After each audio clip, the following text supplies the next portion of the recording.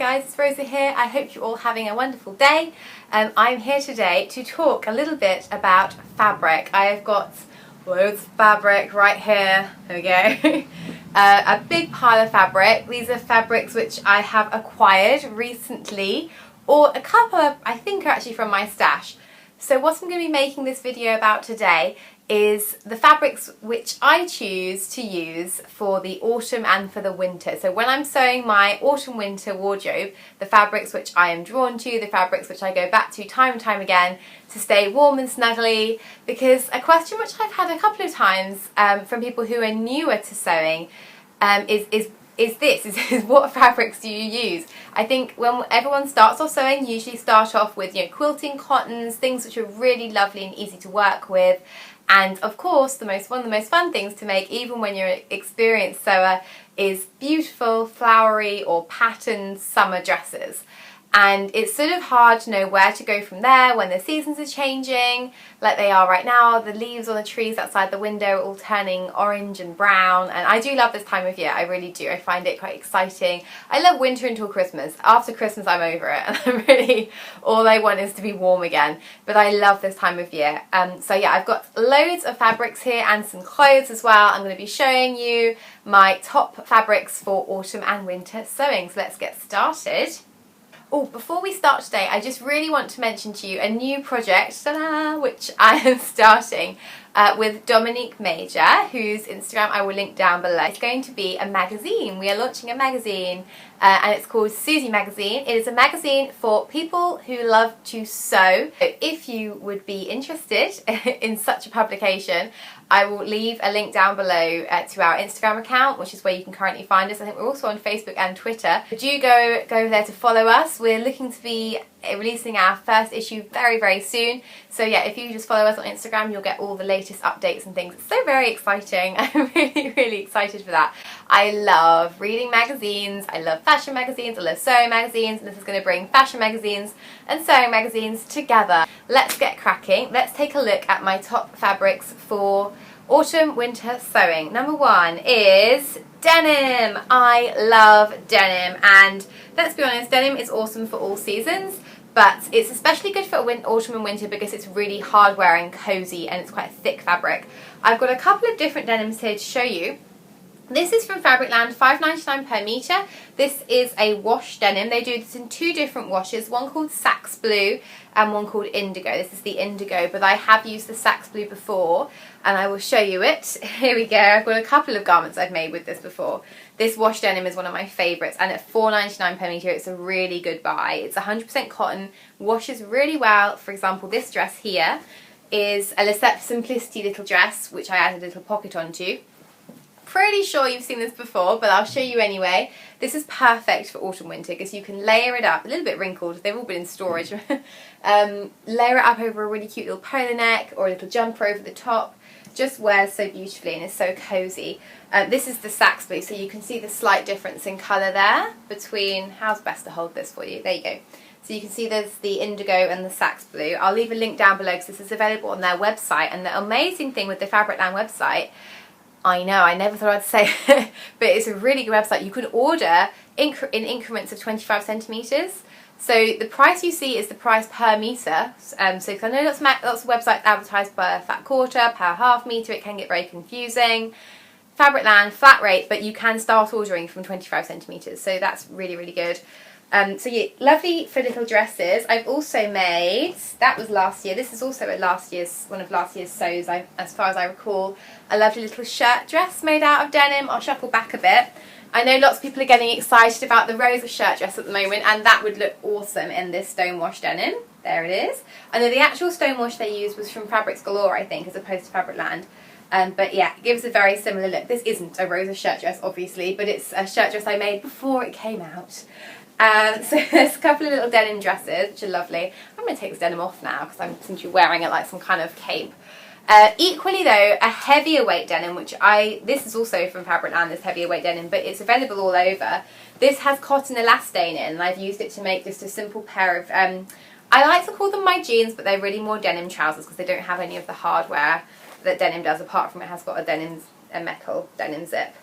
And I face them with this lovely florally fabric.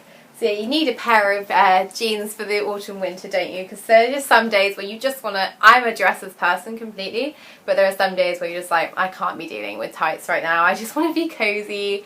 And I also use that fabric to make my probably favourite skirt ever, which I'm going to be making another one of, and I'll show you the fabric in a minute. My button down denim mini skirt. This is a new look pattern. This isn't the wash denim again. This and the trousers are made in a denim with cotton elastane. So I would say that if you're going to be making trousers or things which are a bit more tight fitting like this skirt, something with elastane in is a really good idea. However, if you don't love blue denim, I have got some pink here. This I bought from, this is a recent purchase. This is from eBay. I think it was maybe £7 per metre. I bought 1 metre. Again, I will link the shop down below. So as much as possible, guys, I will link everything down below today. So I'll probably stop telling you that because I'm going to. This has got a really nice stretch to it. Can you see that there? Really nice recovery. And it's pale pink. And I saw in the Topshop window when I was walking by, they have these little denim button-down skirts in there now. These sort of things. But they have them in pink. And I was like, that's what I need to make. So I'm making the same skirt, but I'm going to use pale pink denim, which I think should just look adorable with like a little stripy t-shirt, maybe a beret, might be a bit like fancy dress, I don't know, but I'm super excited for that. I've actually bought proper denim buttons for this as well, the metal silver ones which you have to like hammer in. I'm loving anything involving a hammer at the moment, but yeah. So that's my number one, probably my number one favourite fabric ever, but probably my number one favourite fabric for autumn winter as well. Although there are some contenders. My next favourite is Ponte de Roma jersey. Now Ponte de Roma, if you're not aware, I'm sure most of you are, but if you're not, then it is a polyester heavyweight jersey fabric. Now the lovely people at Girl Charlie have sent me 2 lovely Ponte Romas to share with you guys, and also to make something with, of course. So I spent so long on the website because they have so much jersey. I think I shared with you before that I bought some stuff off them at the Handmade Fair from Mark, who is the man that I've been chatting to, who's extremely helpful, so thank you very much, and very generously offered to send me some fabrics. Took me ages to choose, but I went for Ponte de Roma because they only stock jerseys and it's coming into winter. Now all jerseys great for winter, but Ponte de Roma is extra lovely. I chose this one here, which is so soft. I've washed both of these and they've washed up really nicely, so that's always good to know, because you always worry a little bit when you put something polyester in the washing machine, it might not always come out that well. But it's this gorgeous little houndstooth print, which is just perfect for autumn winter. But it is a proper jersey, you know, look at the stretch in this. So this is going to be, they're both going to be little dresses, I think. Much like what I'm wearing. This is a Ponte de Roma dress I made with this is Ponte de Roma I got from Mood in New York, but it's the same fabric, and it doesn't crease. It's just awesome. I packed this in a rucksack over the weekend when I was away. Came out just lovely. So I also chose another stripe because I have a problem, and I went for this gorgeous fuchsia, which I saw at the Handmade Fair, and I saw Mark cutting it for somebody else, and I had my eye on it at the time, but I was trying to be good, so I'm very excited to show you guys how these come out. They have washed so far extremely well. They also sent me some swatches to share with you guys because they watched the vlog, so that's really lovely. They do have another stripe one here, which obviously I love because I love stripes, and these are all really warm. They're 100% polyester, but they don't feel, you know, like when you hear polyester you think, maybe it's not going to be comfortable, but it's just so warm and cozy and snuggly and soft. They don't feel cheap at all. So yeah, there's that one. There's also one with some little triangles, which I'm rather fond of. Those two I really like. I'm not so keen on this one, but I mean, some people might make that really work really well. I think it's just what's to your taste, you know. But there are absolutely loads here. So there's some more. Oh, there's one stuck behind that one. This is a bit more summery, this one, isn't it? But it's still cute. I could imagine that in like a really 80s oversized sweatshirt, looking kind of cool, kind of 90s. I'm not sure. Oh, is this the same thing? I think that is the same thing. I was looking at like, I can't tell the difference. Some more stripes. So yeah, they have loads of lovely stripes. These all feel very nice. They're all pretty much the same quality. This one's actually a little bit thinner, but a nice floral. This one was the one I nearly chose. I was really torn between the ones I picked and this one. It's black with like tiny pink polka dots. Again, I'll link Girl Charlie down below so you can check these out online. This is another kind of more summery one. I do feel like these are just the perfect fabric for winter. It's a plain. I gather they do have quite a few plains as well. So yeah, I would check out their website if you're after some Ponte de Roma, and I will be sharing what I make with that very soon. I'm really excited. So you can see that over on, it will be on this channel, and also it will be on the Girl Charlie blog, so that's very exciting.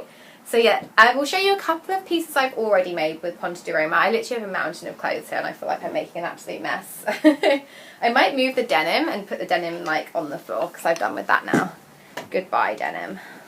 These are just like my I was pulling out all the denim stuff from my wardrobe. I was like, this is the stuff I wear all the time. Like these are the most worn garments year round. But anyway, Ponte de Roma is really versatile. So I have made sweatshirts with Ponte de Roma. This is the Simplicity pattern. I can't remember the number, but I'll put it down below again.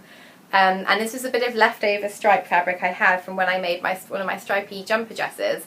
And I couldn't bear to chuck it away, so I contrasted it with some black Ponte de Roma, and yeah, I think it's really cute. That's again Mood, that one there.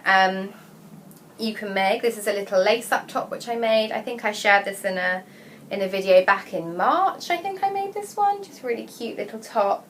I've also made a polo neck with Ponte de Roma, which is this, again the same. And this is this is going to look a bit visually confusing because it's the same. But this I had about half a metre, as in barely any of this fabric left over from this dress. But I used what I had left over to make a little mini skirt, which you can see.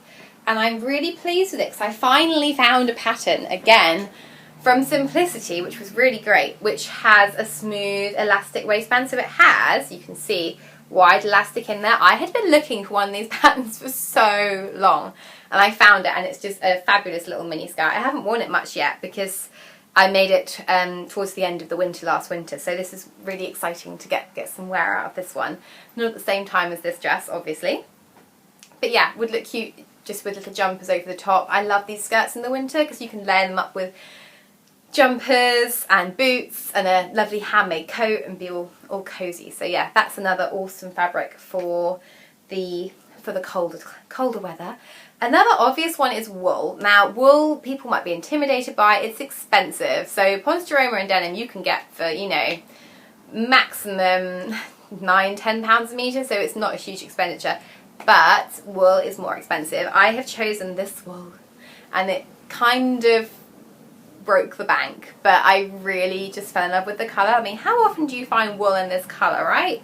This is from the Goldhawk Road, and yeah, it's an awesome colour. I love this mustard yellow. It's making me look a bit washed out, but I think it's the lighting in here. You see, it kind of takes all the warmth out of the screen. I can see the background changing. But anyway, I love, love, love this colour. And I'm hoping to make a short. I only bought 1.5 meters because it was super duper expensive. I think it was £18 per metre. The man gave it to me 1.5 meters for £24. I think we negotiated to. But it is 100% wool, and it's just, yeah, it's just gorgeous. I think I've said this before, making a coat is not as difficult as you think. The fitting is not as big of a problem as you would think, because coats do not fit tightly. It's not like making a ball gown and it's got to be like, woo, in all the right places. Coats generally are kind of loose, you know, you've got to fit a cuddly jumper underneath. A coat which I wanted to show you, which is also made from 100% wool, is this little jacket. It's a butterick jacket which I made last year. It's got a lovely lining, which is some beautiful art gallery fabrics, cotton. So yeah, I think a little jacket like this is a really perfect way to start coat making, because you don't have to fit over the hips.